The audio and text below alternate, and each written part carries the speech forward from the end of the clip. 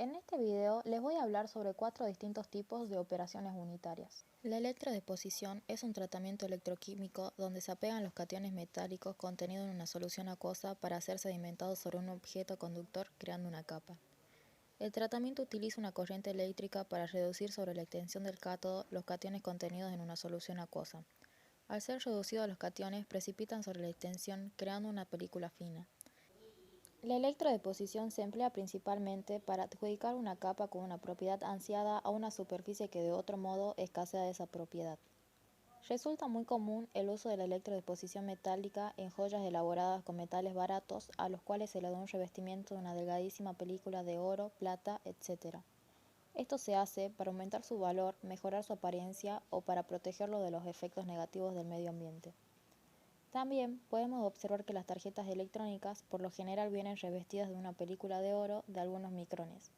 Esto es para mantener un buen contacto y conductividad con los dispositivos del circuito.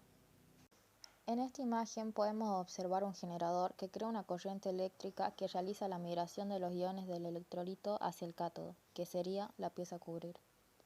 La evaporación es un proceso físico que consiste en el paso lento y gradual de un estado líquido hacia un estado gaseoso, tras haber adquirido suficiente energía para vencer la tensión superficial.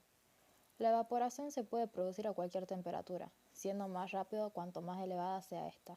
No es necesario que toda masa alcance el punto de ebullición.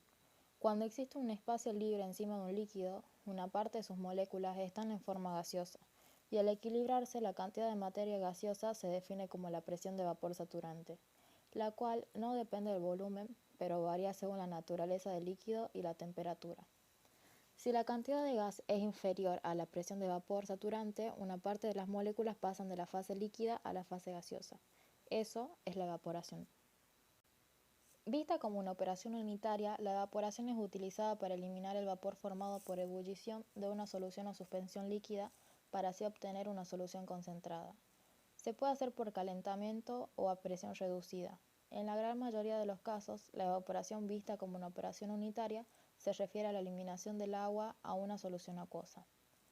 La evaporación en vacío es usada en la industria alimentaria para la conservación de alimentos y en otras industrias para el recubrimiento de diversos materiales. La extracción es una operación unitaria de transferencia de materia basada en la disolución de uno o varios componentes de una mezcla, líquido o sólido, en un disolvente selectivo. Se hace la distinción entre la extracción sólido-líquido y la extracción líquido-líquido, según que la materia a extraer esté en un sólido o en un líquido. En este último caso, el disolvente debe ser immiscible con la fase líquida que contiene el soluto. La extracción sólido-líquido se conoce también como lixiviación o lavado, según la aplicación a la que se destine. Si se pretende eliminar un compuesto no deseado de un sólido, se habla de lavado. Si el compuesto extraído es valioso, se denomina lixiviación. La extracción líquido-líquido se puede llevar a cabo de distintas formas.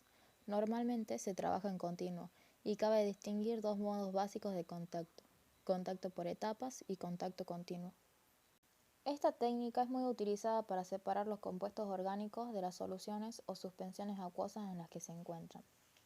También podemos decir que industrias alemanas, francesas y estadounidenses han implementado un método de extracción de carotenoides usando fluidos supercríticos. Este proceso se basa en someter un fluido a condiciones de presión y temperatura por encima de su punto crítico. En estas condiciones, la diferencia entre las fases gas y líquido es difícil de establecer y solo se observa un fluido que exhibe propiedades de gas y líquido en forma combinada.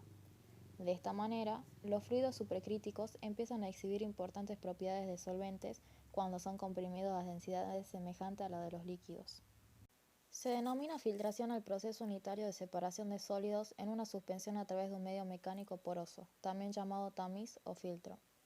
En una suspensión de un líquido mediante un medio poroso que retiene los sólidos mayores del tamaño de la porosidad y permite el paso de líquido y partículas de menor tamaño de la porosidad, ya sea del tamiz o filtro.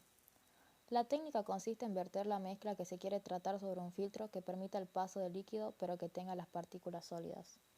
En la industria se utiliza para la obtención de diversos productos, como la recuperación de sólidos, preparación de algunos materiales para otras operaciones y la obtención de líquidos limpios.